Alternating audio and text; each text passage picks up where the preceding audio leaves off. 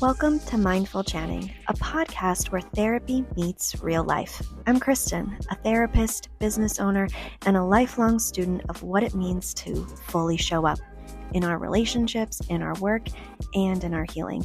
Here, we unpack mental health concepts, explore mindfulness tools, and talk through the messy, beautiful, in-between moments that shape us. Whether you're a fellow clinician, a curious listener, or someone navigating your own growth, this space is for you. Let's chat. Hey there, friend, and welcome back to Mindful Chatting, and welcome to the start of our December ADHD Executive Functioning series. But first, let's go ahead and settle in. I want you to grab your comfort drink, grab your cozy blanket, or whatever helps you feel grounded, because today we're talking about one of the most frustrating ADHD experiences, why getting started on anything feels impossible. If you've ever stared at your laptop, your planner, your laundry pile, or your inbox and thought, why can't I just start this? This episode is for you. Task initiation isn't about laziness. It isn't about procrastination, and it definitely isn't about motivation. It's actually a neurological pause, a mind-body freeze response, where your brain cannot bridge the gap between intention and action. It feels like resistance, and it also feels like avoidance. But at the core, it's actually a breakdown in a specific executive function, initiation. So let's get into this.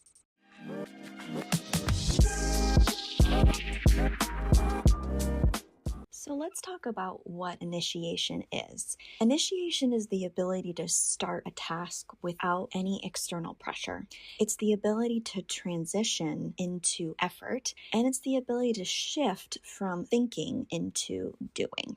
ADHD brains struggle here because they don't generate internal go signals. We're talking about this internal focus and stimulation within ourselves that pushes us to want to do a task. ADHD brains usually thrive on that external pressure, right? Like we need a sense of urgency, a deadline, or we need some type of reward system outside of ourselves. We kind of lack that intrinsic motivation, and it's this initiation executive functioning that's dysfunctioning. And in neurotypical brains, that go signal happens naturally. I know, it's crazy. But for ADHD brains, it needs a lot of support. It needs a lot of structure, a lot of cues, and sometimes that external momentum that I was talking about. This is why deadlines, other people, timers, or that sudden urgency work, they create this start signal for your brain, but you can't produce that alone. And that's one of our struggles. That's one of the executive dysfunctions, this initiation that makes it so difficult for us. It's not about laziness, and sometimes it's not always about procrastination. It's that we're really struggling here, and we need to understand that. If you're nodding along and thinking, yep, this is totally me, I want you to stop and take a free quiz. I have made a quiz about what's your ADHD struggle, and it'll only take a couple of minutes. And at the end, there's a secret freebie waiting for you that will help you start working on your struggle right away. Look in the show notes for the link.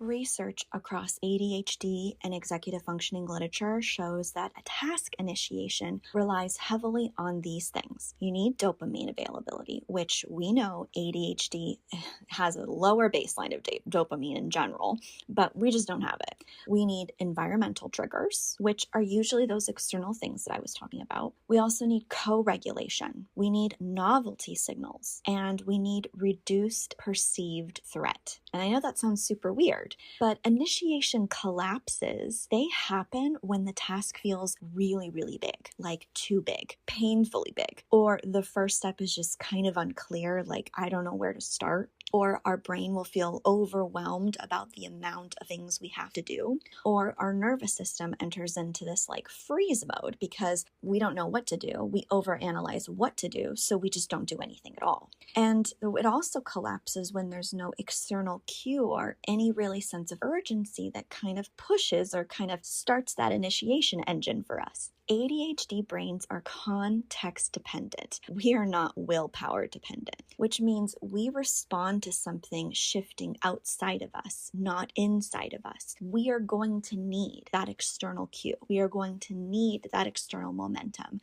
to get us started. Once we start, we usually can keep it going. It's that initial thing that we just need to get us going. And this is exactly why you can clean your whole house when someone texts you, "I'm on my way," but you can't start a 2-minute task sitting in silence. Your brain needs what we call activation, not motivation.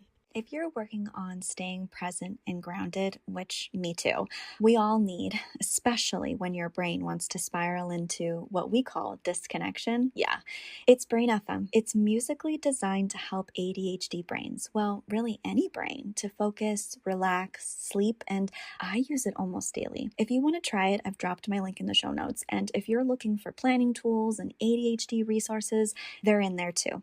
Let me say something plainly. You are not avoiding the task. You are avoiding the entry into the task. And that is not the same thing. Task initiation is about transitioning your nervous system. It's about reducing this emotional friction that we have. We're making the starting point by small, clear, and non-threatening ways. And we're giving your brain the cue it can't generate by itself. So instead of wanting magic motivation to just fall from the sky, we're going to do it. We're going to make it ourselves instead of waiting for it to magically happen. But remember, once you're on the task, once you start it, you're actually fine. You tend to get hyper-focused, and sometimes you may finish it, depending on the task and what's going on, obviously.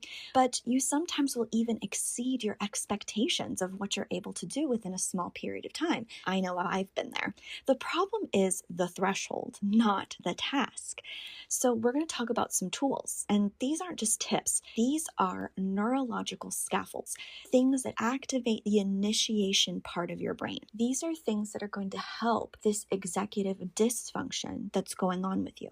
So, number one, it's called the 5-minute rule, and I'm sure you've heard of it before, but it's a little bit different, and it's going to be different in context-driven situations. But basically, it's telling your brain you're only going to do this thing for 5 minutes. What that does is it reduces the threat, and it also reduces that freeze response. Now, depending on the thing, like if you're going to brush your teeth, for example, I may reduce the 5-minute rule to maybe a 30-second rule. Hey, it's better to brush your teeth for 30 seconds than not at all, right? So you have to think about, if I just need the initial start, how long do I need to just start the thing before I eventually just keep doing it? Or maybe time might get away from me and I finished it before I realized, oh, I actually did it. So think about, what kind of minute rule or second rule can I give myself to just start turning the engine over? And remember, we're trying to reduce the threat. If I just do it real fast, I'll probably end up doing it. Another example I give my patients that maybe struggle with depression and struggle with taking showers, for example, I'll say, just go rinse off. You don't have to take the full shower. Just get in the shower. Because what will end up happening is you're in the shower. So you'll end up probably doing a full shower. But if you don't, at least you got to rinse off. And that was much better than not taking a shower at all. So you're kind of telling your body that something is better than nothing.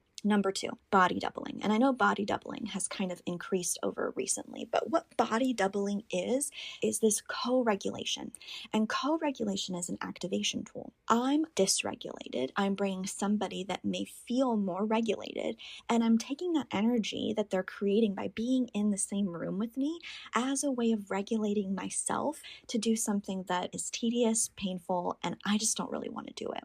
I want you to have permission to do this with like a friend. There's even, platforms now where you can zoom in and have somebody working with you while you're working. I know that sounds crazy, but sometimes we just need that accountability of knowing that somebody's looking at us. And if they're working, well, that's going to make me probably want to work too. It could be just a partner or somebody just sitting nearby doing something completely opposite of you. And it just gives you that momentum to get started because they started. And sometimes this can even be a pet. It just needs something that regulates you, that maybe you could even start doing, stop, pet your pet, and come right back to it. It's all about regulation as body doubling. Number 3, momentum loops. So you're going to start with something really tiny, but also something really visible. Like if you have to do the laundry, you're just going to fold one towel. Or you have to write an essay. I just want you to open the document. Or write one sentence. Our brain loves the start of momentum. Plus, our brain loves closure and stopping things and ending things in a nice, pretty little neat bow. So you just starting something like folding a towel, but not the rest of the laundry, is going to feel incomplete to you, and you're going to want to complete it. That's the whole point. It's kind of almost in a way of tricking your brain of like, well, I only have to fold one towel. But then I'm like, well, I don't want all the laundry sitting here. So maybe we'll fold another towel. Or maybe I open the document and write one sentence. Okay, maybe I'll write just one paragraph or just one thought. We want you to create this momentum because then it gets you started. And that's the whole part of initiation, right? Number 4, we want to think about our environment and how it's activating us. So that also may be just changing your environment. Let's just change where you're sitting at. Let's just change the chair. Or let's move to a completely different room. Or let's go to the coffee shop. Or let's go to the park. I want you to play maybe a specific start song that kind of gets you amped up. Or maybe I stand up and stretch before I stop. So shifting your body also causes shifting within your brain, because what you're telling your brain is that we're moving, we're transitioning from one thing to another. So if I'm going to get my cup of coffee, the shift is I'm getting my cup of coffee and then I'm sitting down. I'm telling my body and I'm telling my brain that I'm about to do something. And that can be enough for initiation. Number 5, microtasking. Now, I also feel like this is a really hard thing for me specifically, and I'm sure for it's a lot of other ADHD people, is we'll have a project, even if it feels small, sometimes breaking it down can be quite hard and overwhelming and tedious. But sometimes breaking the task into kind of like really insulting little pieces, and pieces that are so tiny that your brain just can't object to them. So this is kind of going back to like if I have to do my taxes. Well, a taxes is like a big thing, and that's going to take me a couple of hours, and I have to get all of my stuff together. So I just break it up into small, tiny pieces. I download TurboTax. I update it. That's it. That's the piece, right? Or maybe I open one file of receipts and I just look for health ones. And I'm not even looking at them. I'm moving them over maybe into another folder. You're breaking them up into so small tasks that like, yeah, anyone could do them. And hopefully with these microtaskings that you can add a dopamine kind of hit with them, like listening to a podcast. You don't need a lot of brain power to shift things from one folder to another, but that allows you to also listen to your favorite podcast so it doesn't feel as tedious. So that's what microtasking kind of looks like, in a way of just breaking them down so small that you're just going to do them anyway. Hey, if you want to be first in line for the ADHD Planning Stack Pilot course, make sure you sign up to get early access, discounts, and extra support. The link is in the show notes. If initiation is hard for you, it is not a character flaw. It is not resistance. You are not failing at being an adult. Trust me, I've had that thought too. You are not making excuses for yourself. Your brain is asking for structure, cues, and activation. And these things are struggling for you because it's an executive dysfunction. Your task initiation struggles make sense, and they are workable once you understand what actually supports them. If you want to know whether initiation is your biggest ADHD struggle, I want you to take that ADHD struggle quiz. It's short, it's accurate, and it'll give you the real insight into the executive functioning that shapes your daily life with your ADHD.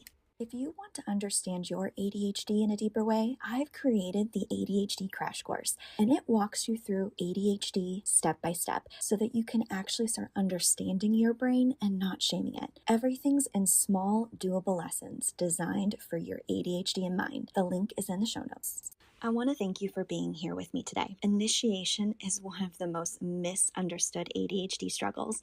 And if this episode helped you understand your brain more compassionately, gosh, that's everything. But think about all the other people that may be struggling too and just need to hear it. So send them this episode. It might help them with their initiation struggles. And remember, be gentle with your mind.